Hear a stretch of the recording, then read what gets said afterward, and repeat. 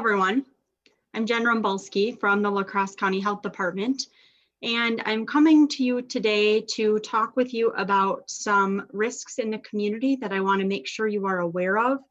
So we have all along said to you that if we felt like there were community risks related to certain locations in the community that we needed to inform you about, that we would do that. So that's the point of today's briefing, is to share with you what those risks are, what they mean, and what you can do about those risks. So first of all, we do have, as you know, we have had a lot of cases coming in over the last week and a half. Today's cases, we've had 5 that have come in. We had 10 come in yesterday. It's been very, very busy in our department following up on cases and their contacts. At the present moment, we have a total of 130 cases, lab confirmed cases of COVID-19. And because of the speed in which that number has grown, 65 of those 130 cases are active cases that we have separated out across our case investigation team. And that's a lot at one time. So I do just want to share with you, one of the things that we try to do is spread cases out over time so that it doesn't overwhelm any of the response mechanisms, to include the public health response with cases and contact tracing, as well as if there is severe disease, the healthcare system, so that we don't have a lot of folks at any given time who really need to have that level of care in a healthcare system. So what we're seeing right now is some of that, the public health side of that response arm being inundated with cases because they have grown so rapidly. So I think that really comes into play with my bringing to you today a list of 7 businesses in our community at which we've had individuals who have been lab confirmed positive cases. And again, the 7 establishments I'm going to name today and the dates of which folks were at those establishments, we're looking at, and I can talk more about this later, we have a public notification plan or process that we follow. And one of the key aspects is how many cases in what locations, over a certain time period, was there close contact that happened. So I can talk more about that, but I just want you to understand that the establishments that we share with you are really because we feel there is a risk for those that may have been in those establishments on those dates, that you need to be monitoring yourself for symptoms if you were there. So the known risk of exposure at the following establishments, and I will list them off along with the dates in which we believe the exposures may have occurred. So the first establishment is the Blue Moon in Onalaska, and that the dates of potential exposure there were June 6th and June 7th. The library, which is a bar in La Crosse, the date is June 6th. Legends and the Twisted Moose in La Crosse, that was June 7th. Pettibone Beach in La Crosse, that was June 5th. The Crow in La Crosse was on June 7th. Brothers in La Crosse on June 6th, and Broncos in La Crosse on June 6th. So I want to be really clear that naming these establishments is not anything other than identifying a risk where we cannot determine who may have been exposed. So this is all about decreasing risk. It is not about blame or shame. So I want to make that very clear. So we have connected with these establishments. They are aware that someone has been at their establishment at the time in which they were in their infectious period. We are working with them. Some of them have taken some precautions, and I think there are opportunities for improvement, and we're working with those establishments to try to increase the precautions and decrease the risk. In addition, I think it's important to note that we feel that, if you know anything about economics, it is about supply and demand. So these businesses have been open, serving the public. but people come to these locations. And again, we've been saying that anytime you come to a location, whether it's a grocery store, a gas station, a shopping mall, a bar or a restaurant, it doesn't really matter what type of facility, there is some level of risk present at all of these locations. And as we grow in case numbers, and those cases have contacts, and those contacts may become symptomatic, and then they have contacts. I mean, that is how this virus works. And it really comes down to, you have the opportunity to decrease your risk when you are leaving your home. So there is always risk outside of your home. And in order to decrease that risk, you have to think about, especially if you're a patron or visiting an establishment, if you want to go out to eat, if you want to go to a bar, if you want to go to a grocery store, any of those kinds of locations, you should assess what's happening around you and think about what the establishment is doing to decrease risk. And if you are not comfortable with the level of safety precautions that are being taken, for example, if you see that individuals in that establishment are not wearing fabric face coverings, are not physical distancing, have not set tables 6 feet apart, that there are, these sort of tried and true tools that we know, maybe somebody is there that appears to be ill, you have the choice to leave the establishment and not be present in that environment. So I just want to put some power back into your own hands as you think about where you're going, that you can make that assessment and determine the level of risk, and you can make that choice not to be in those locations. I think the most important things are, again, staying home if you're ill. And I reiterate that COVID-19 can appear very mild, and that can be a minor headache, a slight cough. You wouldn't even think it's really anything. I think that's what's challenging about this virus, is it can be very mild, and you have to take those mild symptoms seriously, especially now, knowing that the level of viral activity in our community is increasing. And we just need to be really keenly aware of that.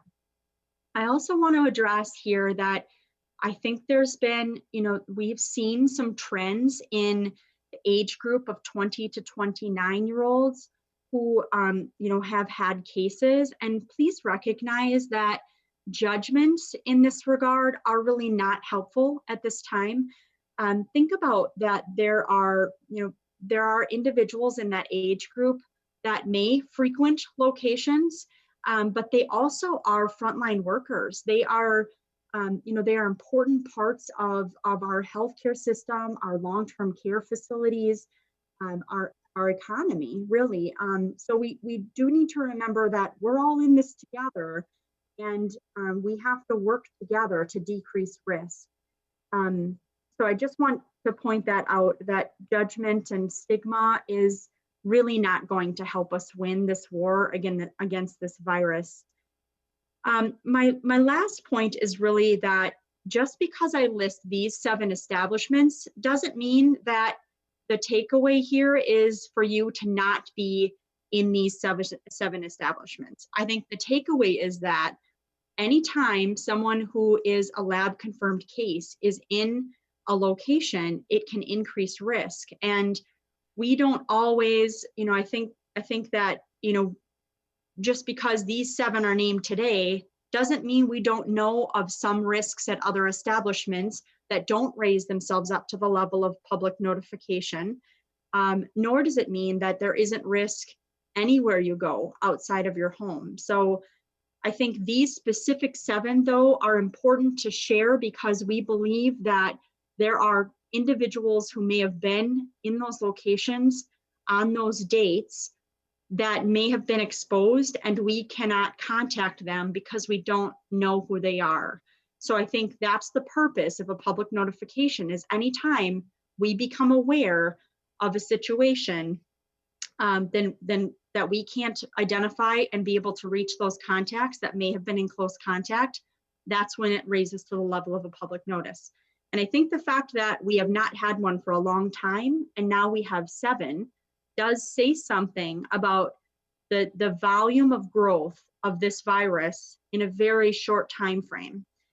And remember, these locations were, these cases were there on June 5th, 6th, and 7th, and we're on June 15th. So we have this natural lag time between when those cases actually get tested and identified, the look back period to determine up to 2 days prior to their symptom onset or their test date is when we determine they were infectious. We don't know that right away. It can be a week or a week and a half, which can sometimes put us out of the 14-day window for when individuals might have been exposed and developed symptoms. So the most important takeaway is that this virus is currently taking hold in our community, and we have to work together. Do not go out if you are sick. Recognize the symptoms can be very minor. Identify the level of precautions that are being taken at establishments that you choose to be a patron or visitor at. Make choices based upon what you know about the virus to protect yourself and others. And it really comes down to wearing a fabric face covering when you're out and about, physical distancing, and not being out when you're sick. And I think that what has happened in our community over the last couple of weeks can be explained by those three things not being taken seriously. And we've had situations where there are groups of people that are meeting, might be in a place of employment, like a workplace setting. They're having a meeting, someone doesn't know that they're sick. They later find out they are. Everyone at that meeting is exposed. Please look at the Compass grid, the Compass recommendation table on the Cooley COVID-19 Compass website, and use that to help you make good choices. If we are in an indoor setting that is less than 15 people with a fabric face covering and physical distancing, I can't say it enough that if we were simply doing those things, we really would have many, many less cases than we do right now. So just know that the level of risk is definitely up in our community. We have to make good choices. We know what we need to do. And I think that what right now with those 7 establishments, if you were in those establishments on those dates, we will have a form for you that is on our website and will be on social media on our Facebook page. We would ask that you complete that so that we know that you may have been in an establishment that I listed during the dates that I listed, and we can contact you to talk about your level of risk and determine what your actions need to be next. So the last thing I will just say before I take questions is to just ask that you be patient with our team. We are getting a lot of phone calls right now. We're getting a lot of emails, and we're grateful for that. We have a very good established connection with our community, and I know many people have questions. We are prioritizing that workload to make sure that we are getting at cases and contacts, and then communications through our media partners to make sure that you know everything you need to know as quickly as we can get it to you. So just know that we're getting all of your emails and phone calls. We appreciate them, but we are prioritizing them, and we will get back to you, but we ask for your patience so that we can focus on the most important work to decrease the risk in our community. So with that, I will take questions from our media partners.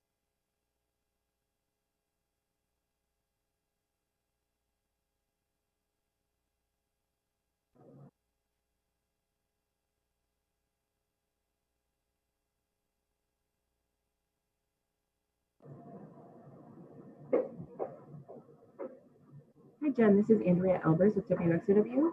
Can you hear me? If you could speak up a little bit, it's pretty quiet. Okay, I'm going to talk as loud as I can here. Governors of Wisconsin and Minnesota have both said if you participated in any protest, you should go and be tested. If people decide to follow that advice, can they be tested locally without having symptoms? And do you agree with that guidance from the governor? So that's a tough question, Andrea, because individuals, so right now, based upon the current connections we've had with cases in our community, so lab confirmed cases, we only at this point know about one individual who is a lab confirmed case who had been at a protest. So it's not like the vast majority of our cases right now have been at a protest. I do worry about, even though we currently have capacity for testing, we are stressing that capacity because of other things that are happening. If there's one case at a long-term care facility or an assisted living facility, many times because the severity of the risk there in a facility in a congregate setting is so high, we need to test those folks, the residents and the staff. There are other situations where we will recommend individuals who are considered close contacts to be tested if they are not symptomatic, but it is not something that we can do across the board for everyone at this point for a couple of reasons. One, because the level of capacity of testing is not where anyone who wants it can get it. And two, it still has to be based on risk. And we need to make sure that there's an organized process for that to occur. So I don't know that I would say that anyone who has been at a protest should get tested. The other thing to consider here is that even when you've been notified by our office that you are a close contact, so that is within 6 feet for at least 15 minutes. It's not just being in the same area. So when you meet that case definition of a close contact and we contact you, even if you go to get tested, you still need to be in quarantine or isolation for the full 14 days because the test result is not a clearance test. It does not say, nope, and during this entire quarantine timeframe, you aren't going to have COVID-19. So we have the situation where if you get tested too early in your infectious period, we've seen it happen before where someone who is at the end of their quarantine could test positive, but early on they may not. So it can give a false sense of security and cause people to not believe that they need to stay in quarantine or isolation. Now, that isn't the reason that we don't support the testing, but I do think it is an important consideration in terms of making sure that we are, again, using the resources available to us in the most efficient way possible.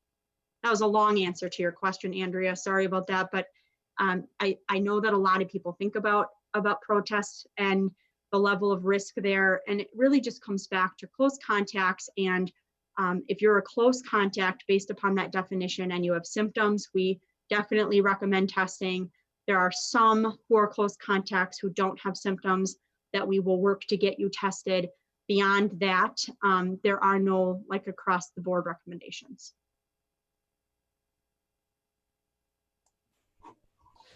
Hey Jen, Justin with WKBT. I was wondering if you might be able to give us maybe a little bit more details on some of these people who were tested positive from these establishments. I realize that might be kind of difficult, especially if you don't have the numbers in front of you, but I was just kind of curious on if there's more males or women or kind of those kind of details. Yeah, Justin, you know that I always like to give you as much information as I can. Unfortunately, with 65 open cases right now, active cases, and a number of outbreaks that are happening, the level of viral activity, I just don't know that for sure. I would have to sit down and really look for that answer specifically.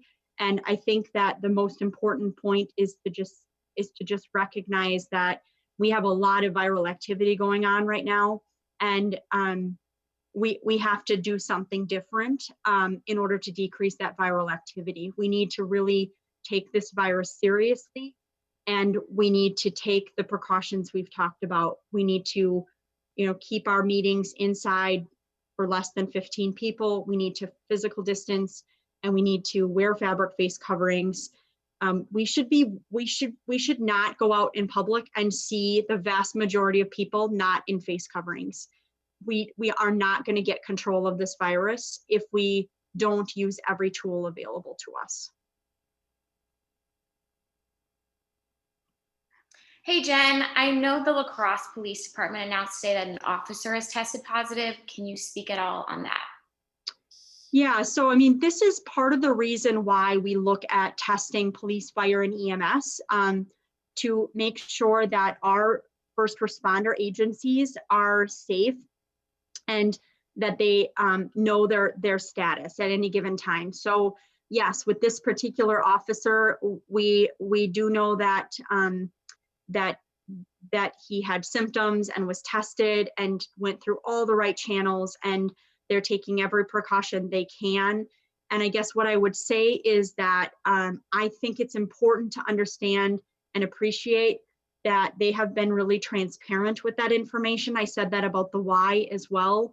I think that's so important for them to share. But I would just reiterate that that doesn't mean that the police department is not safe. If you need the police department, they're there for a reason, and they are taking every precaution possible to make sure that they are still safe to respond for our community. So I just want to sort of calm any fears that folks may have about, you know, whatever that might look like to you. That one case, we know about it, we know who the contacts are, we're working on that, and there are precautions being put in place to assure that we reduce all potential as much as possible to the spread beyond those contacts at present, and that they are safe to contact to reach out to the police department for anything you normally would.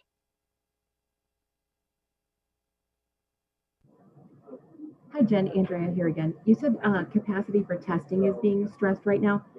Can you tell us about how serious these 65 active cases are right now, and what you know about any current stresses on the healthcare system as it relates to things like open beds and ventilators and any new hospitalizations?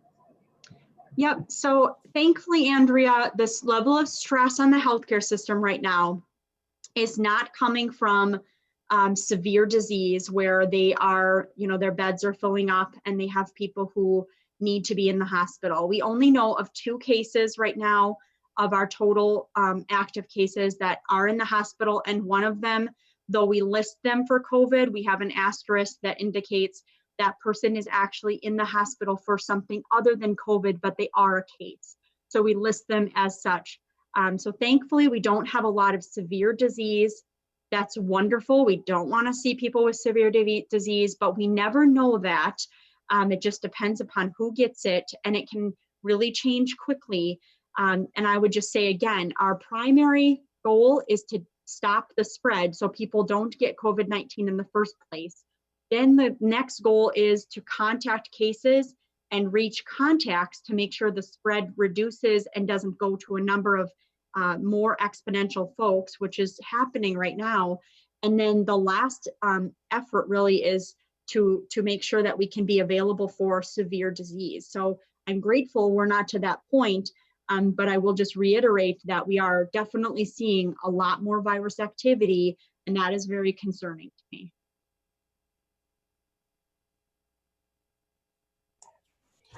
Hey Jen, Justin again with WKBT. With the Cooley Compass, are you considering moving us from high risk to severe risk? And I guess if not, what would be the threshold for that decision? So I don't make that move from high risk to severe risk. That is dictated by the data. And will I be surprised if we move to red this week? No, I will not. That data updates on Wednesdays. And remember, it takes into account things like our case numbers and the how quickly they're increasing. So we know epidemiology is likely to be in red. That's the first bucket. The second bucket is the healthcare realm. And I think the healthcare realm is okay. The third bucket is the public health capacity realm, and that is the data bucket that really looks at the ability to get at all of the cases and contacts in a certain time frame, as well as personal protective equipment needs and whether or not those folks can get the needs filled when they make those requests, things like that. So that is the area last week when we updated the Compass. that was very close to being red. So again, I wouldn't be surprised if we move into red. I think the key question is, what does that mean for our community? And it's exactly what I'm currently saying, is that the level of viral activity in our community is concerning, and it will only grow if we do not do a better job of taking precautions. If we continue to go to bars, restaurants, grocery stores, shopping centers, wherever we want to go, without a fabric face covering on, without physical distancing, if we have symptoms, even if we think they're mild, we are going to have continued spread at an exponential rate in our community. Hey, Jen, we're getting a question from Facebook. It says, this is the first time you've listed specific businesses where people have been put at risk. Have there been places in the past where you know people may have been put at risk? And if so, why did you not release that information then? Yeah, good question. So if you recall, and this was a while back, we have not had to do a public notification for quite some time. A while back, there was a funeral, that there was a case at a funeral, and we did list that, that church where the funeral took place. So that has happened before. The person, though, that's asking the question is right, that it's been quite a long time since the last public notification. And I think that that is a question we've been getting a lot.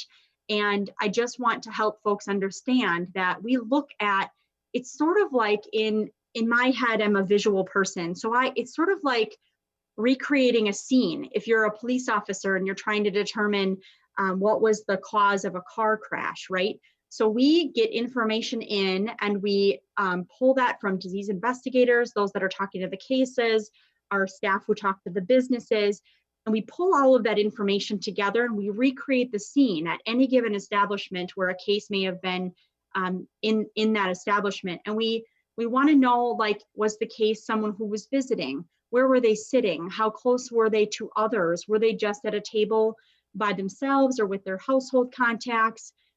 Was it a waitress who was serving people routinely?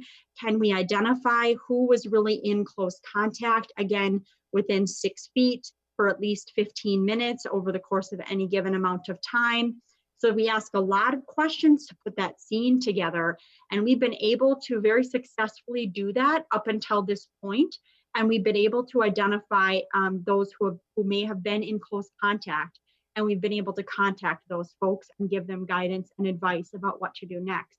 It's the situation where we cannot determine all of those individuals who may have been in close contact, and that's when we need to do a public notification. So that process has not changed from the beginning. But I think it is, people ask questions because it's been a long time since we've had to do that. There's been a really fast increase of viral activity. Lots of people out and about at lots of different locations in the community. And that increases the level of risk and makes it much more difficult for us to do that quality process of figuring out who has really been in close contact at any given establishment when a case is made, when we can determine a case has been in a certain location. Jen, this is Andrea from WSW. Just to follow up on that, I know you said that the contact tracers are kind of inundated right now with these new cases, but of the 7 locations that you just identified as risk areas for exposure on certain dates, some of those, of course, are bars and restaurants. Do we know if the majority of the people who tested positive were employees, or were they there as patrons or guests? Yeah, so I think it's a mixture, Andrea. I know that there have been some employees. I know that there have been some folks that were visiting. I think it's a mix. And so again, it doesn't necessarily, it does somewhat matter because, right, if it's an employee who is at an establishment, then the opportunity for that person to have close contact with others in the establishment during the time that they're there does increase that risk to those that are in the establishment, as opposed to someone who is visiting and eating by themselves at a table that might be 6 feet away. It's probably just the waitress who is the close contact for that person. So I think while it does matter, it has been a mixture, and we do take that into account, but I don't have the breakdown for each of these establishments that I listed. I think it's really about those pieces come into play when we kind of play out that scene to determine the level of risk and the possibility of close contacts, and if we cannot determine who all of those folks were. Do we have any other questions for Jen today from the media? Looks like we do. Hi, Jen. Andrea again. One final question for me. Do you think that young people may be less concerned about social distancing guidelines or even about being tested, especially if they might be asymptomatic? And if so, what are you doing to try and communicate with that age group? Yeah, thanks, Andrea. You know, is it possible that young people don't think that this is as much of a risk for them? Sure, but I think there's a lot of people in our communities, not just La Crosse County. I see it a lot. I think there's a lot of people that don't take this virus seriously. And thankfully, we have not had a lot of severe disease. We have not had a lot of deaths.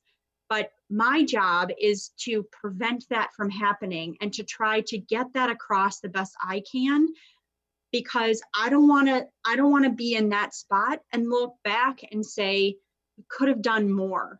I want to be able to empower all of us now to understand that there are tools that we are not using that can decrease the spread of this virus. I can't force individuals to recognize how serious this situation is. I think as cases grow, that naturally happens.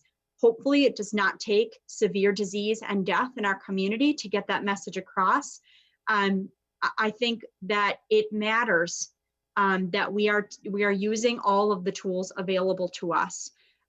We have to be physical distancing. We have to be wearing our fabric face coverings when we're out and about. There are many people who choose not to do that for whatever reason. And I think a lot of it comes back to not appreciating the risk levels, and not just for themselves, but for other individuals as well. We are part of a community. We are not just an individual living in a silo. We are part of a community, and we can impact each other in positive and in negative ways. And to your question specifically about messaging to various populations, yes, we do that. It is tougher, I will be honest, to get at the 20 to 29 age group. They are a harder group to reach. They are definitely more connected on social media, and we have found ways to make those linkages. So if our media partners have abilities to get to those folks, we are grateful for those connections, but it is not just that age group.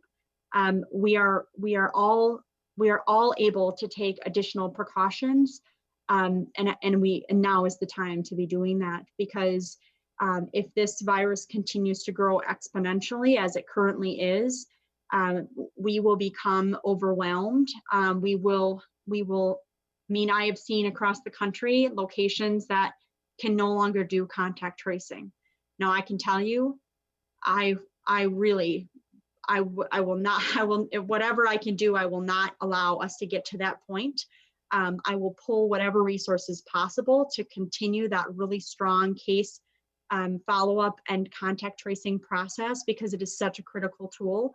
But I need help from the community. I need you all to take those recommendations seriously and to implement them, because without that, the cases will continue to grow. And again, one case can turn into, 2, 3, 4 cases within their contact group, which can cause an exposure at a long-term care facility, or a daycare, or an establishment. I think I need to get across to the community that risk will continue to increase unless we're using every tool available to us. And Jen, can I just get you to reiterate that if somebody was at one of these establishments during the dates you're saying, that they don't need to panic or that it means they have COVID, but just that they should be monitoring their symptoms maybe a little closer? Yeah, thanks, Haley, for bringing that up. I would say if you were in one of these locations on these dates that we mentioned, we want you to reach out to us. We want you to fill out the Google form that we're providing. That'll be on our website, on our social media sites. We want you to fill that out so that we know about you and can reach out and connect with you. What we're going to tell you is, we're going to talk to you about your level of risk. We're going to learn more from you about where you were, when you were there, how long you were there, what you remember. We're going to ask you questions about symptoms to see if you have anything currently going on. And then we're going to advise you and help you understand what to do next. You're right, it is about monitoring symptoms. But again, I think that connection with our team is really important. So please feel free. We want you to fill out the Google form. That's the whole point of the public notification process, is so that we can establish that connection that we don't currently have, because we don't know who was in those establishments on those dates.